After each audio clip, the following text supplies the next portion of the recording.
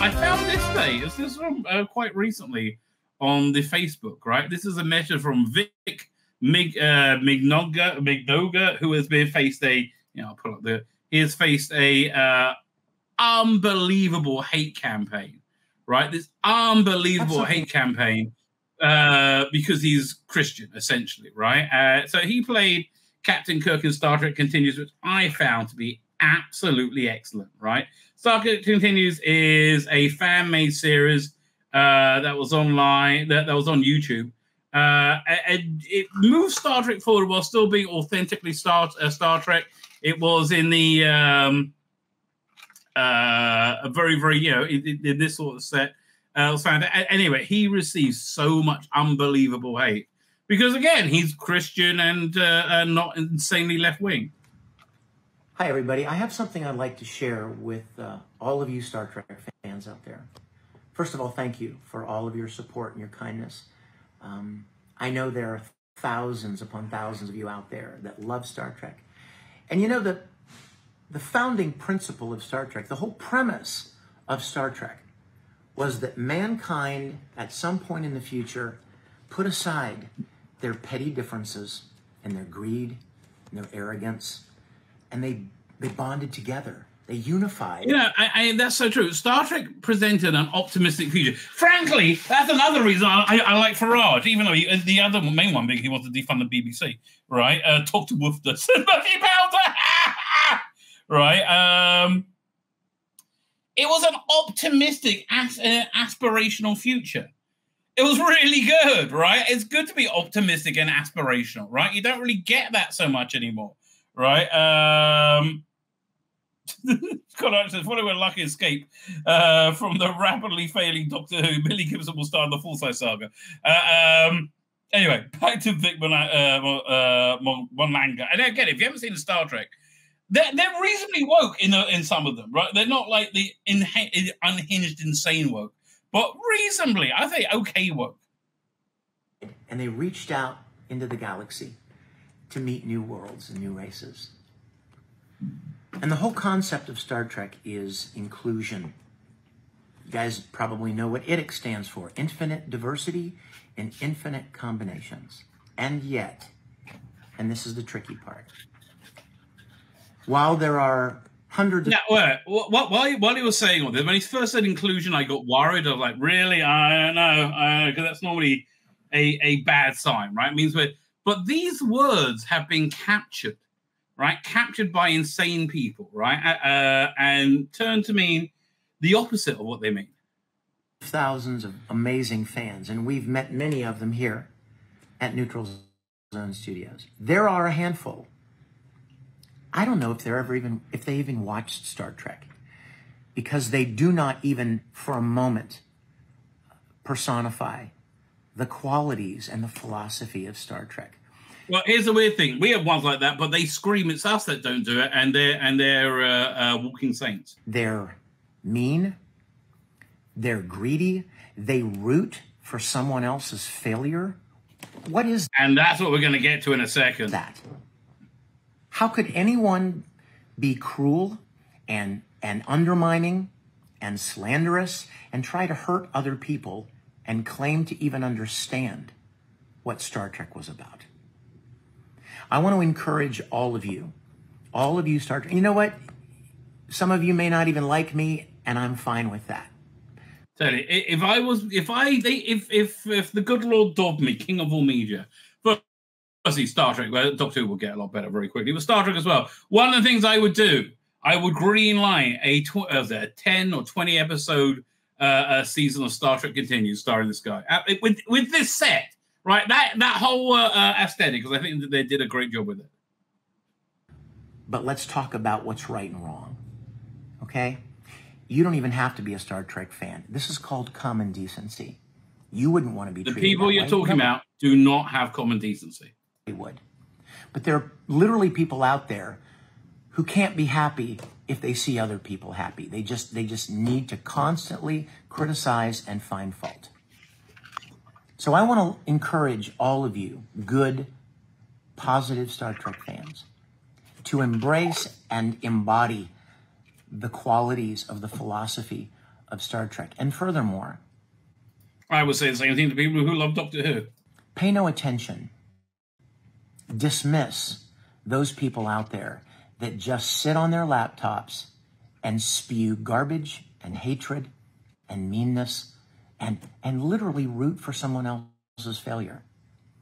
Ignore them.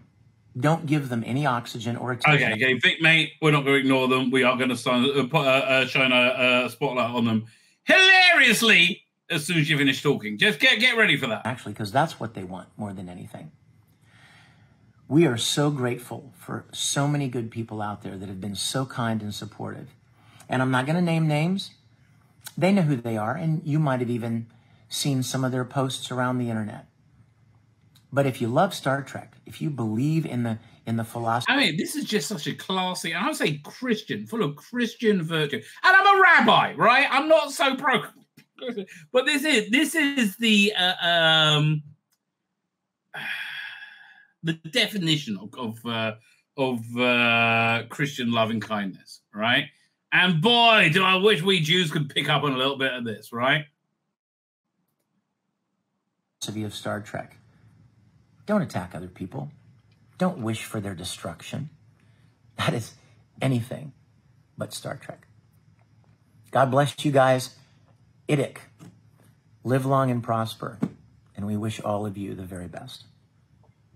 There you go. And again, I am definitely a fan of Vic Montanga. Anyway, how's that applied to us over here in Doctor Who fandom? Oh boy, this is going to be fun. Let me move that and share the screen over here.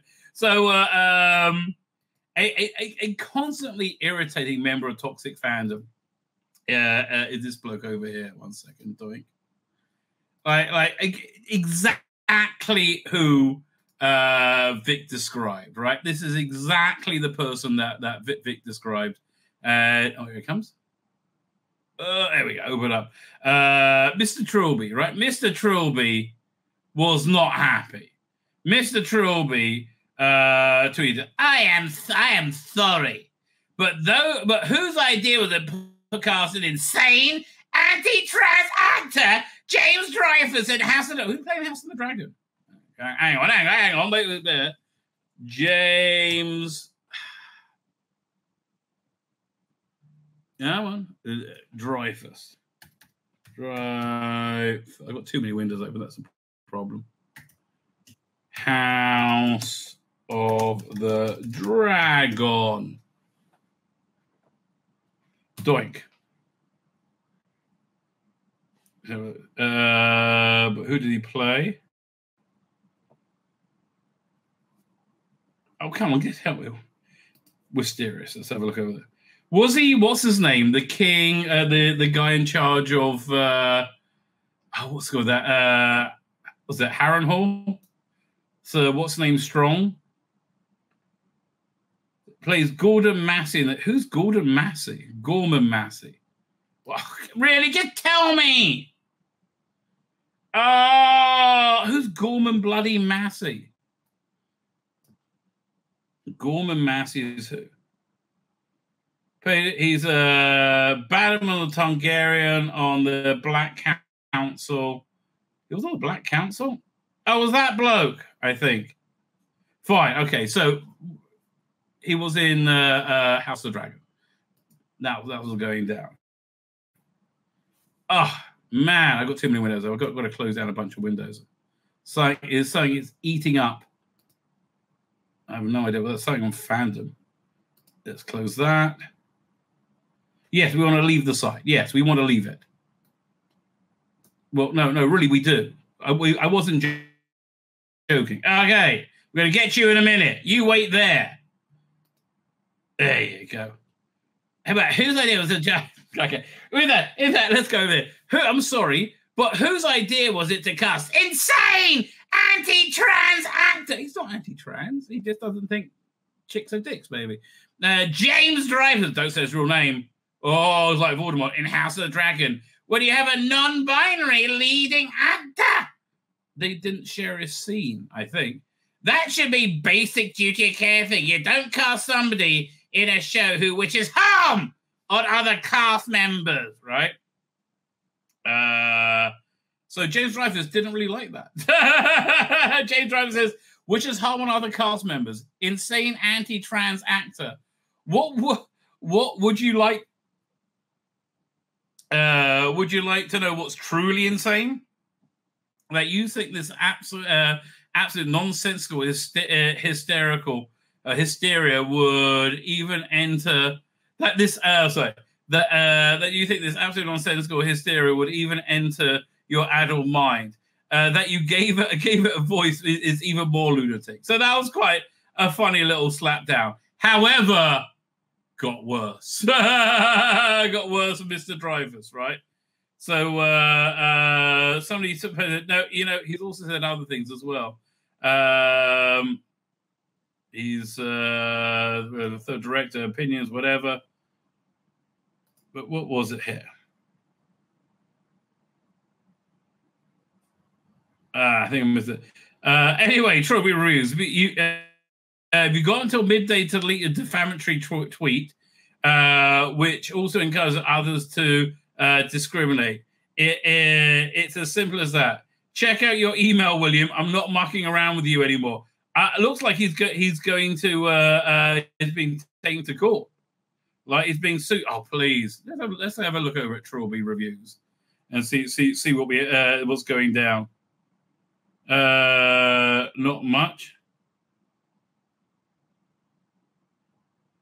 Is he just blanking it, or I wonder if he deleted it? Oh no, yeah, 20. So he hasn't taken it down. Let's see what happens in the responses. Oh, I would love him to. Also, Abigail Thorne.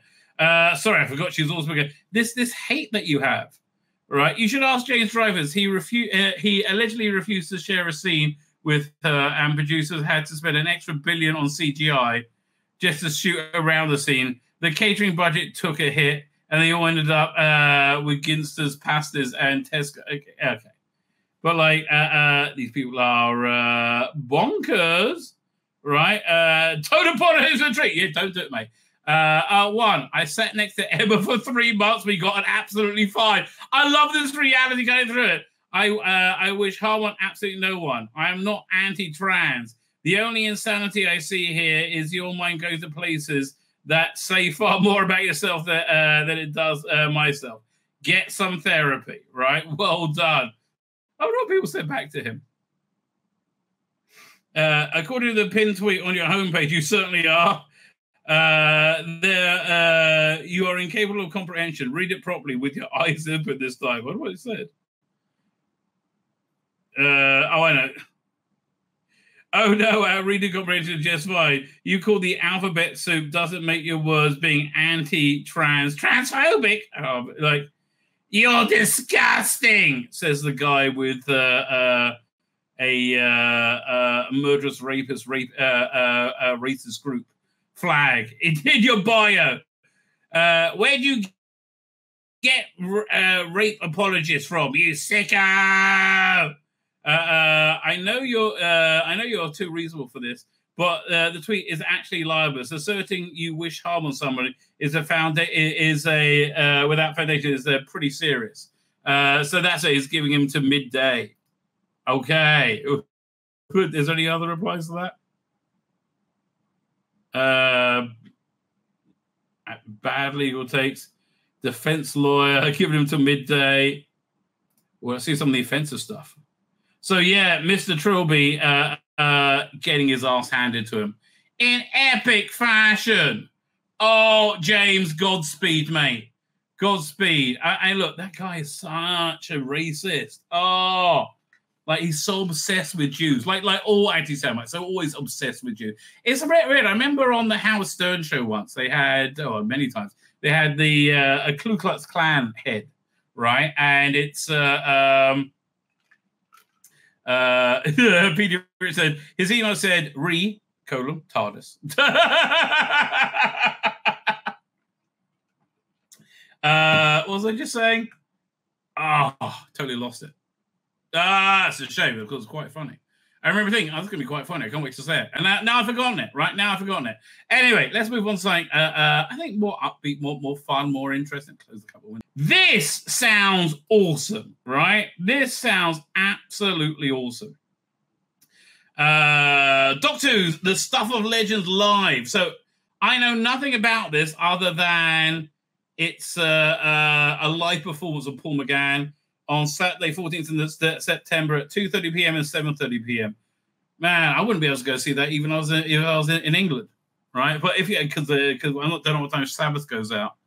7:30 I might be able to. I might be able to make 7, but I'm not going. So, but yeah. So, wait, did they have the cover they revealed for this as well? Because it's being released on the same day.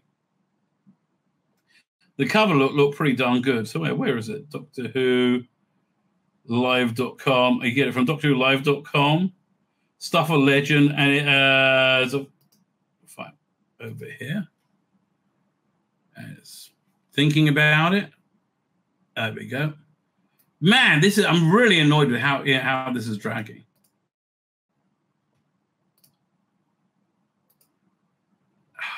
Okay, let me just randomly close down apps. Okay, that's a great cover. I love they got Alex McQueen in it. I love Alex McQueen's Master. Right? If you haven't heard him, it's really, really good, right? It's excellent. Okay. What is going on now? It's this here. Let me look at the activity. What's using up my CPU? What's the we'll close down Photoshop. Okay. That's going. Will that help? That's says I'm using 15%. It says Google Chrome. Google Chrome is using all the close. Come on, just close it already. Doink. I should really here. That's the thing. If I close Chrome though, I'm going to go offline for a second. I think I'm just going to push through it. Right? I think I'm just going to push through it. Hopefully closing. Now Photoshop's refusing to close. Come on. System is using 34%. Users using 53%. It's a window I got open somewhere for something. Okay, fine. Let me try closing this down. Did that do the trick? Is it looking any better? No, and still, I can't close Photoshop. Force quit. Let's try that. It's really stuck. Great cover, by the way. Okay, I think they did the trick. Maybe let's try and go over to another tab. All right, fine. So let's read what this is. To celebrate the 25th anniversary of the licensed Doctor Who audio drama, Big Finish Theatre, in partnership with BBC Studios. So this is what I think they needed that big investment for, which looked like they're going broke, right? But apparently not, is to be able to do stuff like that. I think Big Finish Theatre is probably one of their new entities they created for this sort of thing. And it's a great idea. Holy crap, is this a good idea? In partnership with BBC Studios, Fourth Wall Live, and AEG, is proud to announce a unique full-cast live recording event taking place at Cadogan Hall, London, on Saturday, 14th of September, 2024. For the very first time, Doctor Who fans will be able to watch an all-star cast take stage and perform a brand new play, The Stuff of Legend by Robert Valentine. Listen, Robert Valentine, I think, is pretty darn good. Honestly, I think he's more often than not, I like his work, generally speaking. So that's a good sign. I don't find his stuff overly woke. I mean, you had that the one with H.P. Lovecraft, but I think all the clunky stuff they added in was at the insistence of the BBC. So you got leading the cast of Paul McGann, the Eighth Doctor, India Fisher as the indomitable commander, and Charlie Pollard. I love that.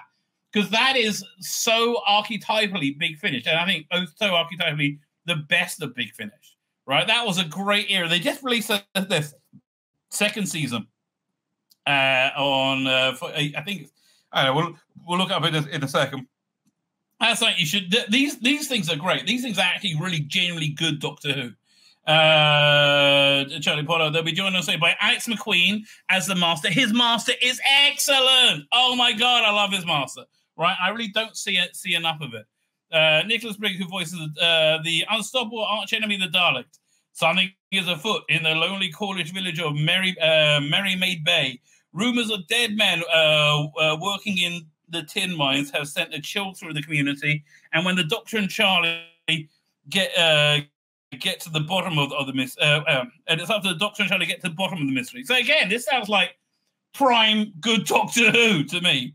Can the legends of the Booker that haunts the mines be true? And what awesome power do the Doctor's greatest enemies, the Daleks, threaten to unleash upon the universe?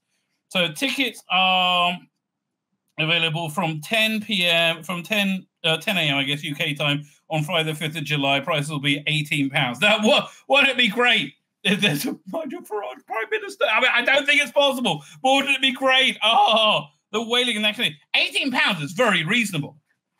Right? Like, I mean, how much were they selling that shitty Doctor Who live thing?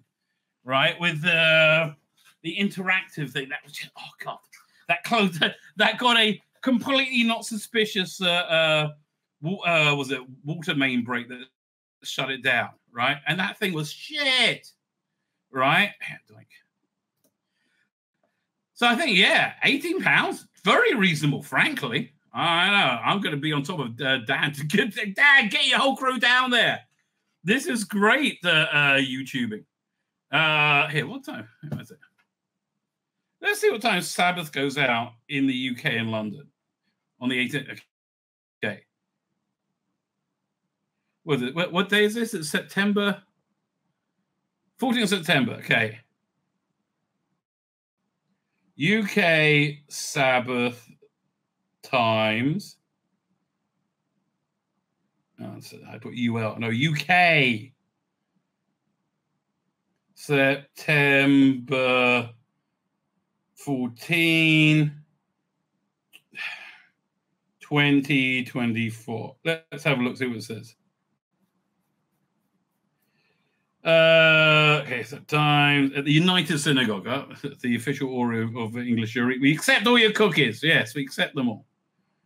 Where is this? So September 14th. No, I wouldn't be able to make it. Thank God. That makes me feel so much better. Sabbath doesn't end till 8 o'clock. Oh, see, they hate Jews at Big Fish. No, they don't.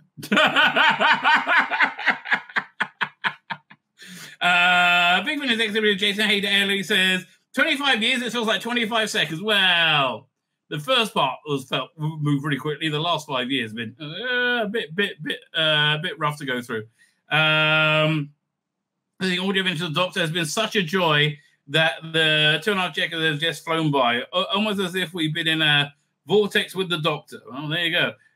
We've enjoyed ourselves so much, producing thousands of hours of audio drama, and now we have the chance to show fans how the audio productions are made with the new live performance. Why don't they sell virtual tickets to this, where you could watch a video of it live, right?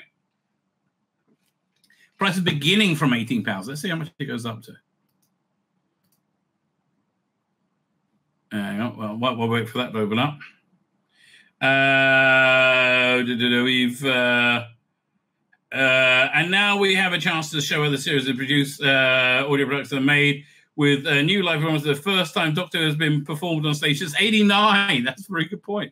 Dominic Walter, Global Business Director at BBC Studios, added, after 25 years working with Big Finish Audio Adventures, BBC Studios is excited to bring a live version to the stage. The stuff will they could honestly, as long as Colin Baker and as long as they can get a doctor to do it, they could make this a permanent thing, and they could probably keep it sold out. You know, Stuff of Legend is a fitting celebration. I am delighted. Who cares what you've got to say, Dominic Walter? Simultaneous to the live show of a full-cast studio production of The Stuff of Legend will be released on the 14th of September 25th. No, that's a mistake. You should have a live stream from the theatre. Like, charge an extra, I don't know, whatever you want for it. Let's have a look, see how much these tickets are. We just get signed up. We don't about cast and creatives. By the way, yeah, the India Fisher we have on the audios is like a young, sexy India Fisher. Do not expect to see the same India Fisher, right? Do not expect to see the same one. There you go. Who's that? It was Lizzie was a supervising producer. Merchandise. What merchandise they have? Everybody loves a bit of merch, but it's not doing anything. Is that? Is it thinking about? Oh no, you can buy it. Is what it's doing. Really. Thank you. Great cover, right? It is a good cover. But yeah, why do they have a live stream of it? This is so dumb. It's such a maybe they can't do that for live streaming, but like I would, if you packaged like a live recording of it with this, you could sell it for $50. This is just like this is dumb. That is strange, right? That is odd. But yeah, this looks very, very good, right? This looks very good. This is actually something to be excited about. So I'm quite happy about that. Also be excited about there's a lot good coming out for Big Finish this month, right? Which I'm really we got Project Werewolf, the first part of that. So I got the first part of the War Master, and apparently somebody told me it's really bad. I haven't listened to this yet. It just came out today. Second Doctor, yeah, looking forward to this. And Goth Opera. Let's listen to the whenever I listen to one of their trailers, it's normally a letdown, right? It's normally a letdown, but maybe this time it won't be. He says hopefully. So where is it? We have Death World trailer. That looks really good. That's again, I hope it's a good trailer. We'll find out. And it's thinking about it. Wizzy whizzing around. It's moving so bloody slow. Come on. In your own time. It's like pulling bloody teeth. The other thing is, I'm scared to... Oh, here we go. Ethan Booker would have wanted to go to the proms. Yeah, me too. That sounds fantastic. So is this... Fascinating experiment. Yeah, one sec. Let's wind that back because it's not even... I don't know if you can see it, but I can't. Form or other in almost every advanced civilization. Yeah, we'll try one more time. There you go.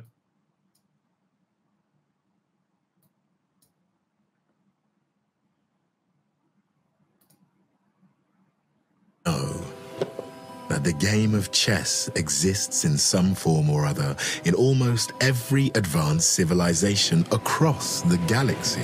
From Big Finish Productions, Doctor Who, The Lost Stories, Death World. If you wouldn't mind, I am in the middle of a fascinating experiment. Trap one, come in. Can't have reached the base already. No! No! Brigadier, I think I understand. I suspect you're in my future. And if I'm right, that means there's another me around. You are not the Doctor.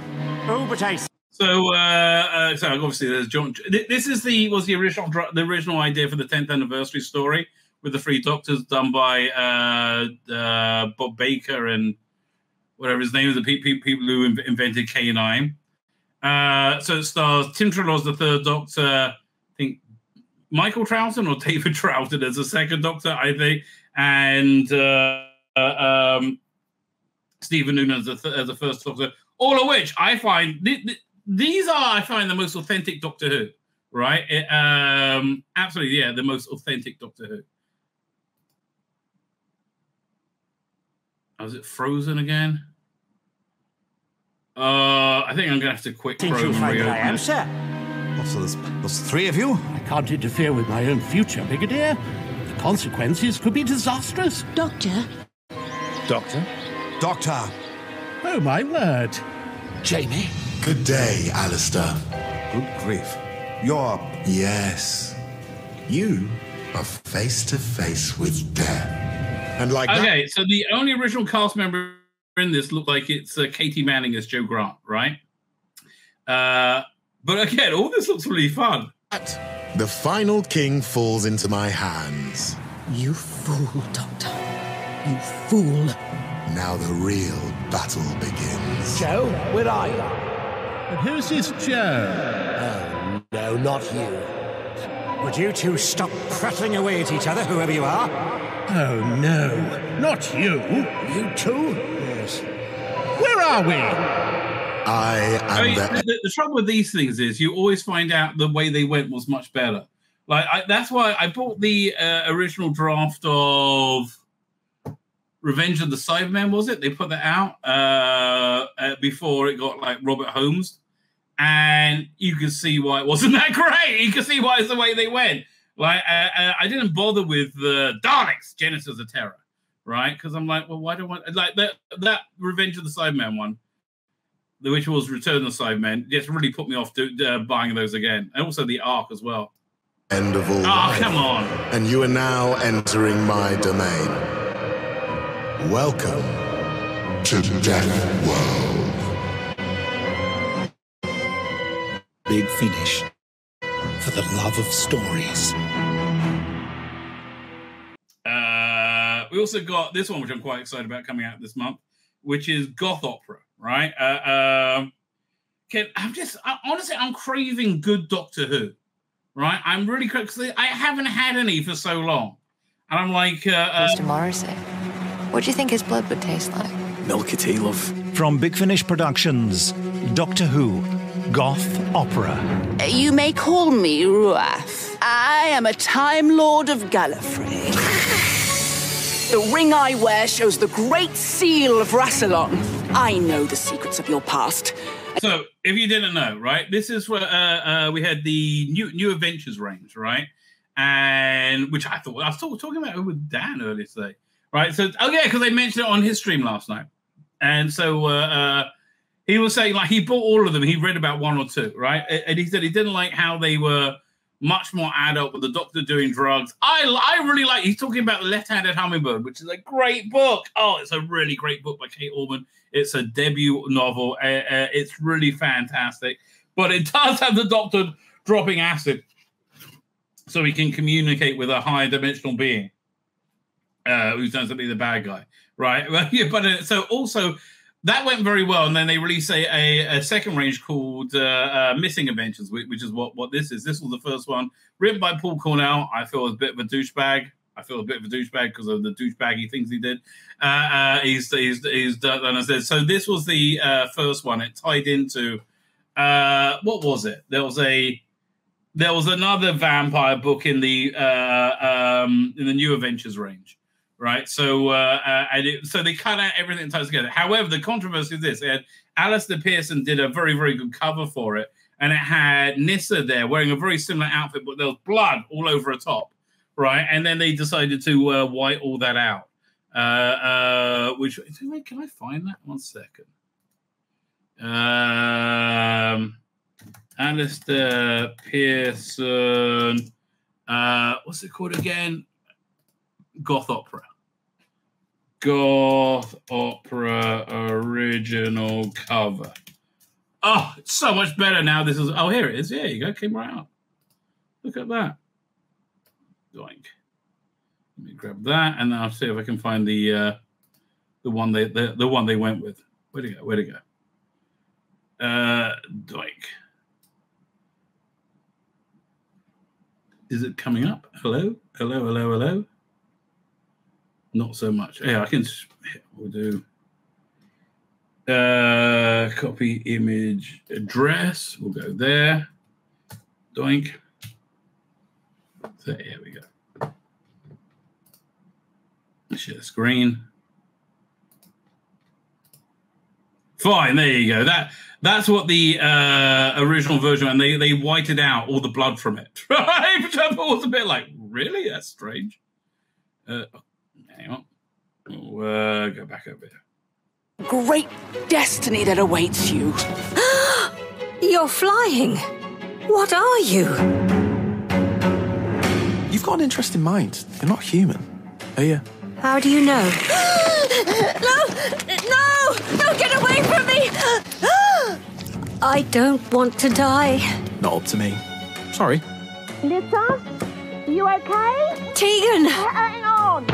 Tegan, what's going on? Are you certain you're all right? I just need to rest.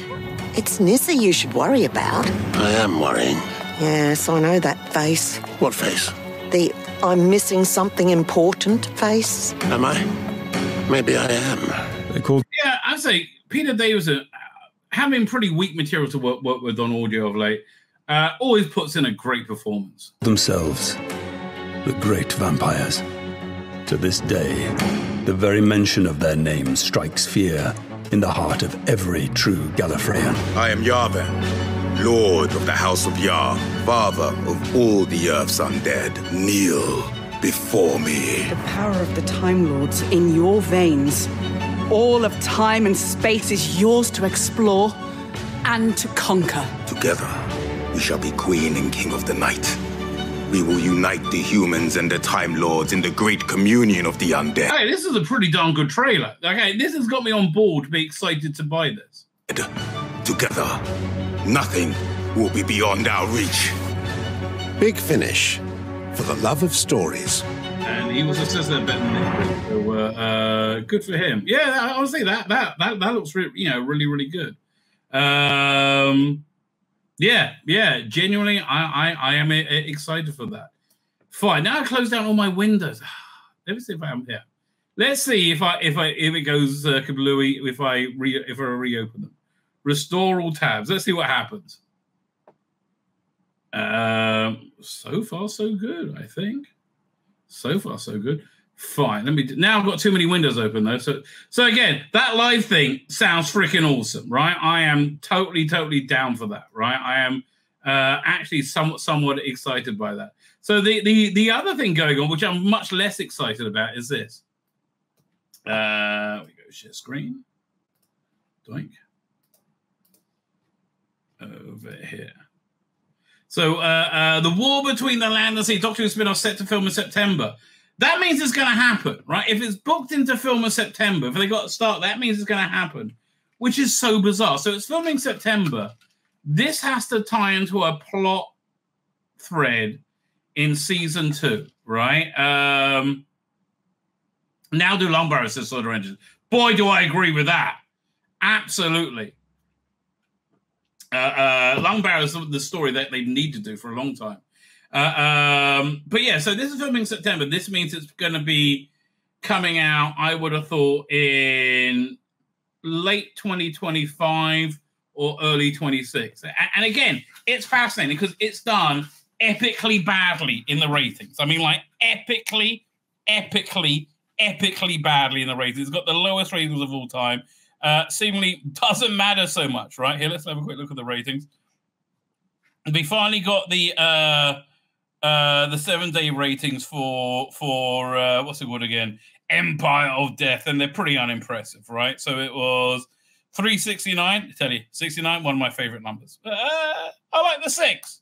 I like the 6 a lot. The 9, I can take or leave this the 9, but I like the 6 a lot. Anyway, so it got what's 25 off 7? That's 544. Okay, so it's 1,440,000 bump they got. 144 bump for iPlayer, which is not bad. That's actually one of the higher bumps of the year. It's lower than the week before, which is bad.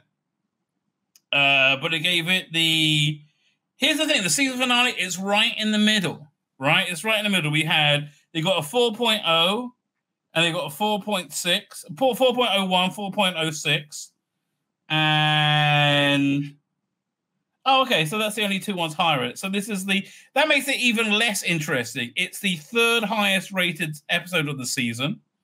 And look, let's just be clear. These ratings are absolutely pathetic. Right? And people say, oh, no, it's doing well. It does so well in the 5 to 6 demographic at between 4 and 4:15 on iPlayer on a Tuesday. Like, it's some ridiculous metric like that. However, the truth is this: when they actually dive into these metrics, even those are bad. They say, yeah, the ratings have been a bit disappointing, sure, but we're doing well in other ways. And really, what other ways? So they have this ridiculous spin, right? I keep highlighting this because I think it should be highlighted often, because you should know this is absolute spin. They keep saying it's doing well, it's doing excellent, it's doing the bestest ever for people from the 5 to 9 group and the 9 to 25. What's the age group? 16 to 34s and under 16s. They say it's doing the bestest ever, right? Not really. No, it got season 13 from 2017, Jodie's first season.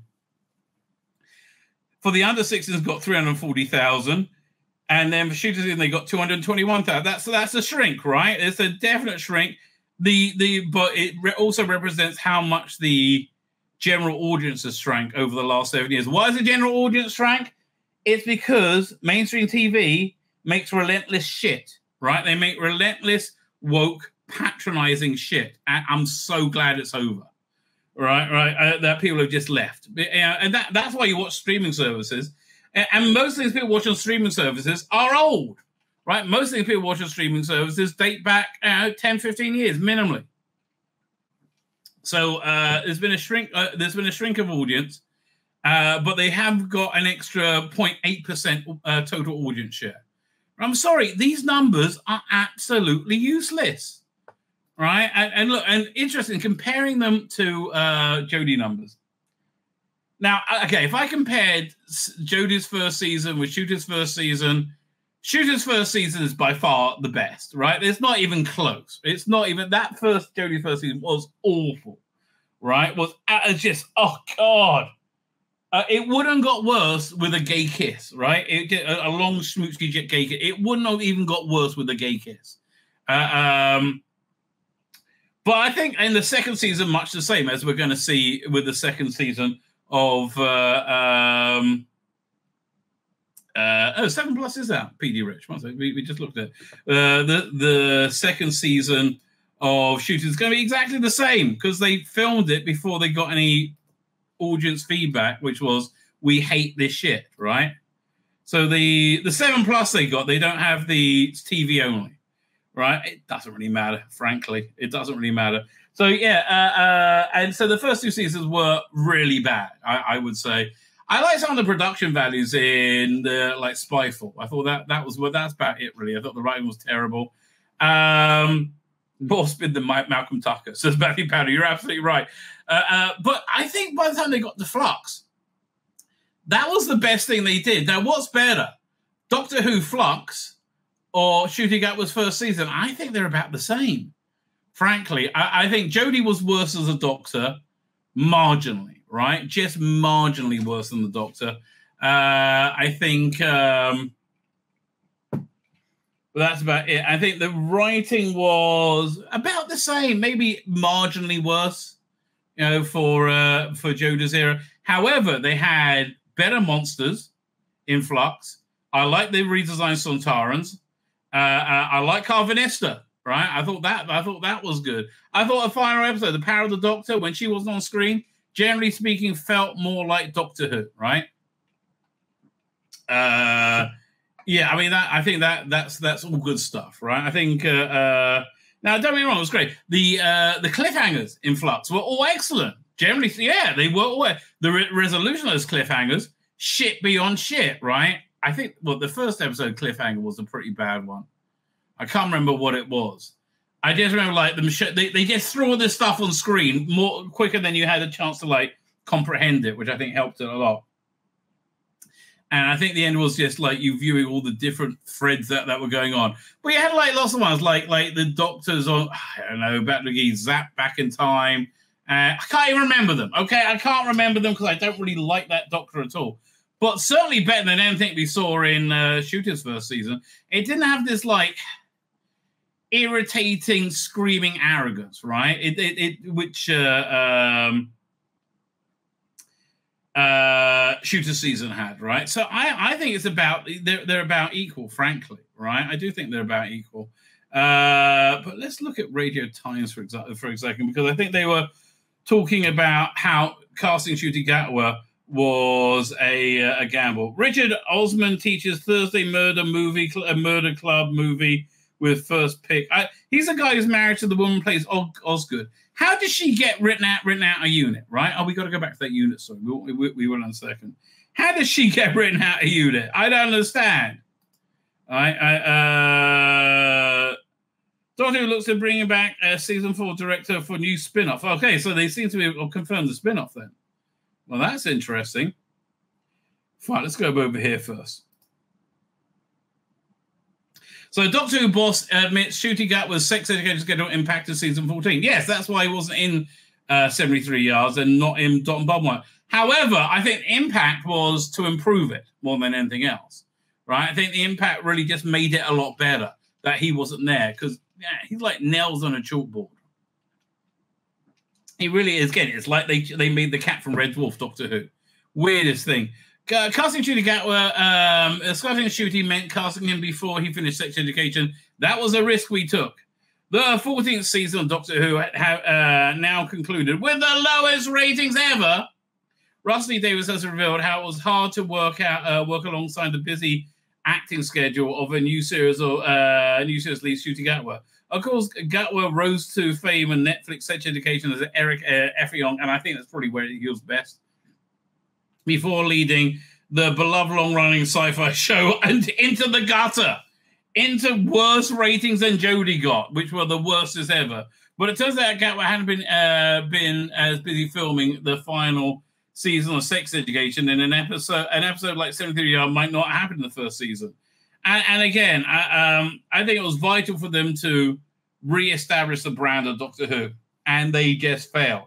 They instead created a new brand of queer Doctor Who, and there wasn't enough time to really get to know that character. But yeah, the question is this: why did you cast him knowing he wasn't going to be available for at least one episode in this crucial year, where you've really got to reinvigorate the brand, right? Reintroduce the brand, redefine the brand as something that people are interested and like watching, right? Like seeing.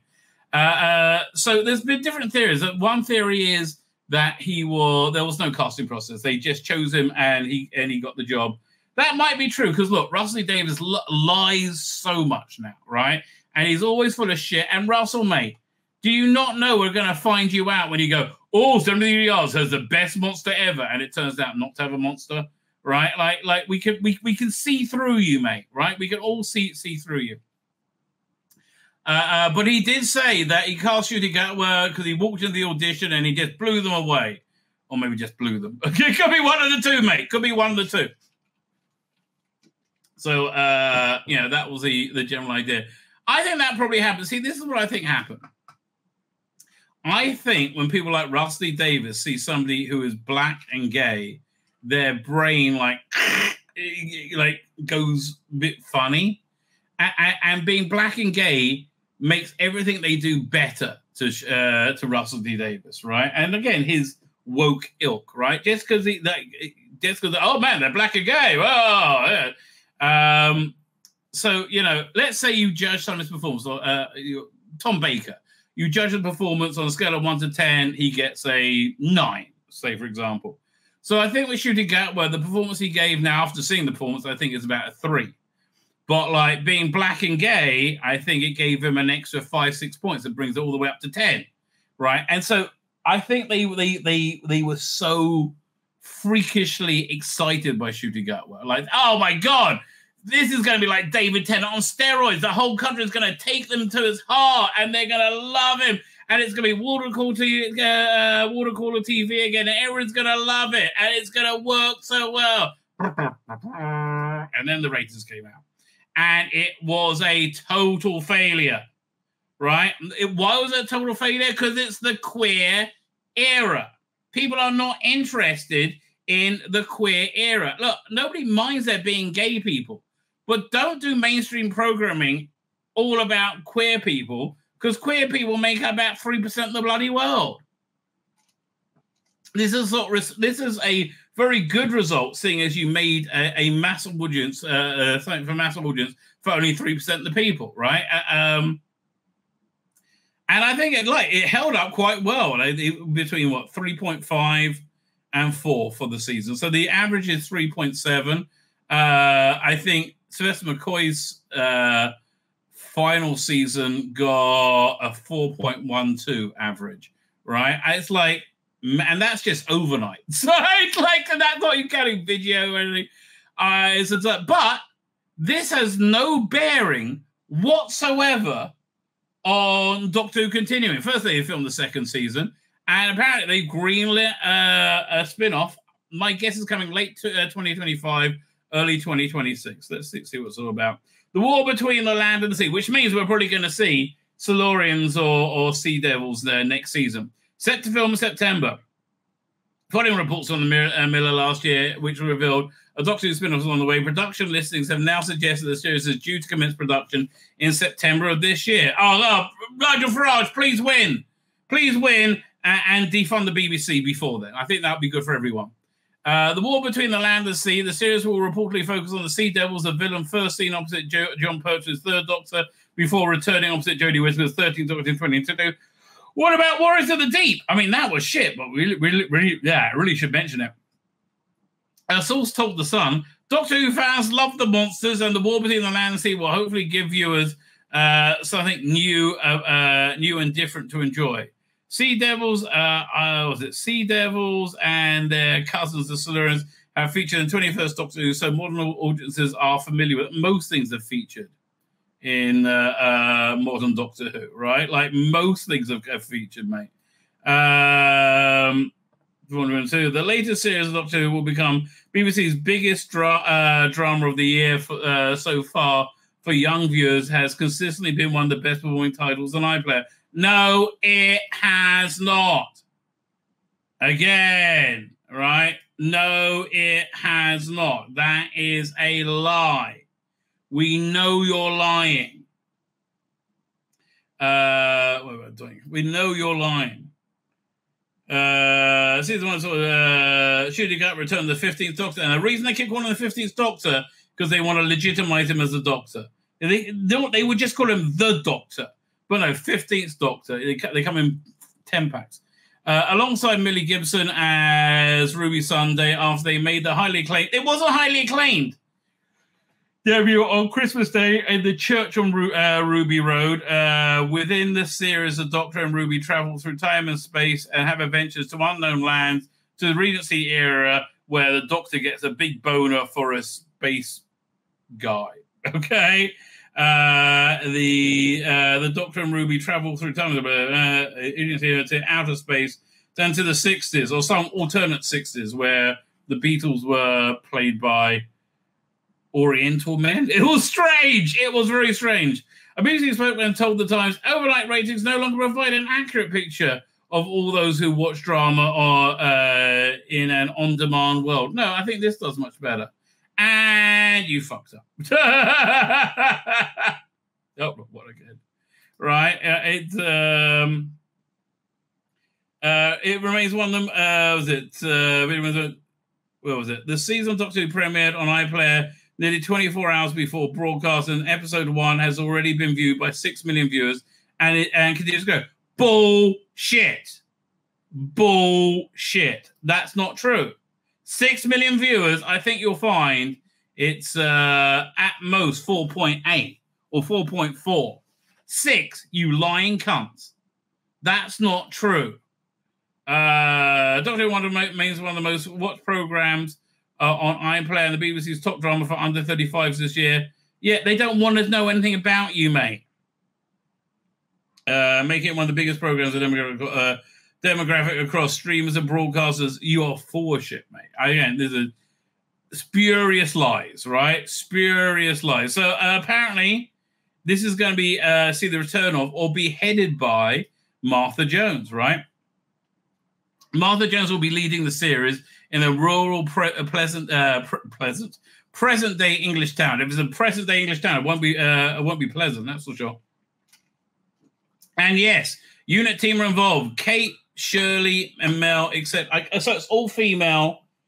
It's all diverse. No white men whatsoever. Well, listen, mate. When I saw the shit show you had on Empire of Death, maybe you want to bring in some of those white men again because they seem to handle things a lot better than you guys. The title isn't literal, as people have said recently. It's quite distinctive to previous spin-offs. The Sea Devils are in it though. So yeah, listen, I do see a Martha Jones hit. Oh look, Prima Adjuman, female. I mean, beautiful, absolutely beautiful. Female, black, gay. Obviously, I'm like, why would you not think she's going to list it when we live in this weird textbook, a checkbox universe, right? Why would you think she's not going to be in it? I don't understand, right? That it just seems like bang on that she's absolutely going to be in it. Let's have a look at this Doctor Who page. Doctor Who and the God of the Doctor Who and God, the TARDIS, who are in the TARDIS, hallowed by your name. What is this? This looks offensive. Doctor Who and God, the name, the Doctor who are in the TARDIS, hallowed. What is this? Over the last 20 years, there have been so much Christian imagery in Doctor Who that the series could have been a parable about God. Well, I mean, listen, I think that a lot. Everybody hated it. I liked it a lot. The David Tennant story, Last of the Time Lords, right? That was basically religious, I think. In the season finale of Doctor Who, Shooting Catwell faced I've got it in such a bad way. Faced Sutekh, the god of death, and declares he represents life. No, he doesn't. He absolutely doesn't. He represents coming in somebody's mouth because it makes him feel good, right? That's not life, mate.